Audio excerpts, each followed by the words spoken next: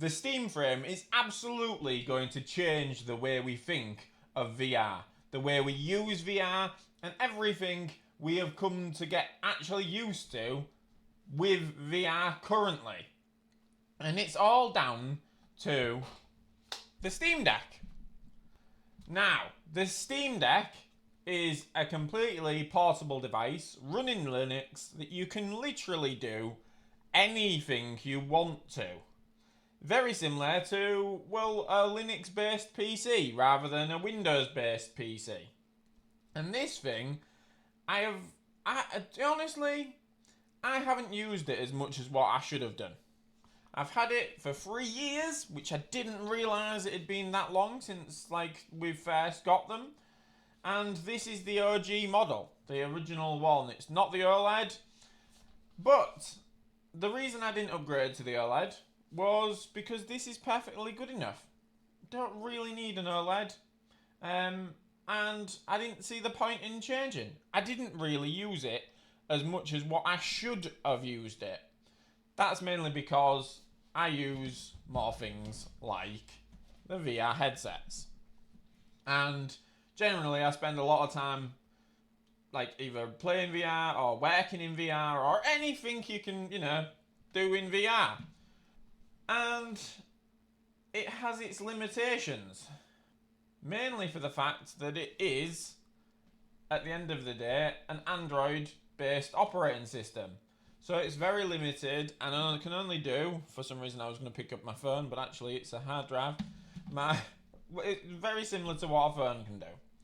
And, if you like the Android operating system, for example, and you prefer that over the iOS operating system, then you'll know there are differences.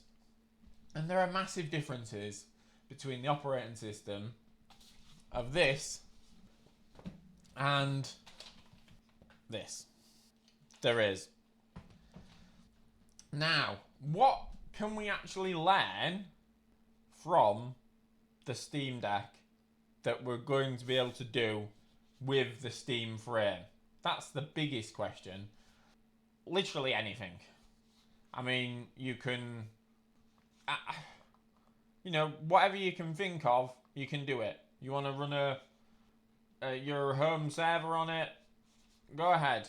Like, anything you want to do, like, you want to play Android games, you want to play iOS games, you want to play Nintendo Switch games, you want to play any emulation stuff, you want to just use it for watching Netflix and Disney and everything else like that. It'll let you do it. You can literally do anything. Someone has created something somewhere for you to be able to do it, which is why like the tinkerers and the coders and everything like that make this thing so much more appealing than, say, just a normal handheld device. A lot of the handhelds I haven't even looked at, to be honest. I think the majority of them are running Windows, which, again, so since the announcement of the Steam Frame, I have come to realise that this I need to start using more. Probably need to start doing videos on it. But I'm also looking at swapping operating systems from Windows to Linux itself and seeing what else you can do in preparation for when the Steam Frame comes out. Because anything that you learn from this, you will be able to move over and use for Steam Frame. The world, I feel, will open up more to VR. The whole side of being able to do whatever you want. This thing's going to be able to play anything, literally anything you want to do. And I'm really excited for it. And that's why I kind of wanted to make this video, just to more or less ramble about the appreciation for SteamOS that I should have had right from the start. And appreciation for what's coming.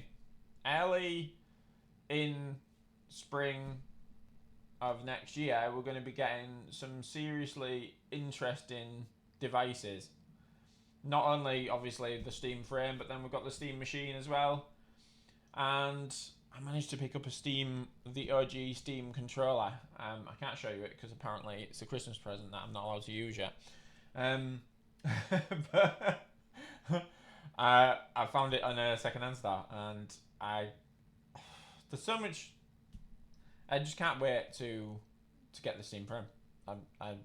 I'm considering selling a kidney. I mean, price-wise, what are you guys thinking? Because I'm thinking I'd be happy if it was 1,200 under, like 1,200 or under. Let me know what you think in the comments. A lot of people are saying 600, 700. That would be even better. 1,200 probably, maybe that's more for the terabyte model. But if they manage to pull that off, especially with the pricing, the way the pricing is, the pricing is mental, and it's all down to Meta making people assume that a VR headset should only cost $299 or £279. We can't get away from that. But what we can do is the people who are interested in this device supporting it, because the year later you might get the OLED, and you also might not realize. You might realize you don't need the OLED. But let me know in the comments down below what you're thinking. Are you picking one up? Are you gonna wait for the next gen? Are you gonna wait for the actual? I saw loads of people saying, "I'm gonna wait for the Decade," which, if any of you didn't know, I'm sure you all do, but is the original code name for the Steam frame. More for the fact that I think people have just associated the Decade with the ultimate headset, and you just can't do it. We talked about it in that last video. Anyway, thanks for watching, guys, and we'll catch you in the next one. Goodbye.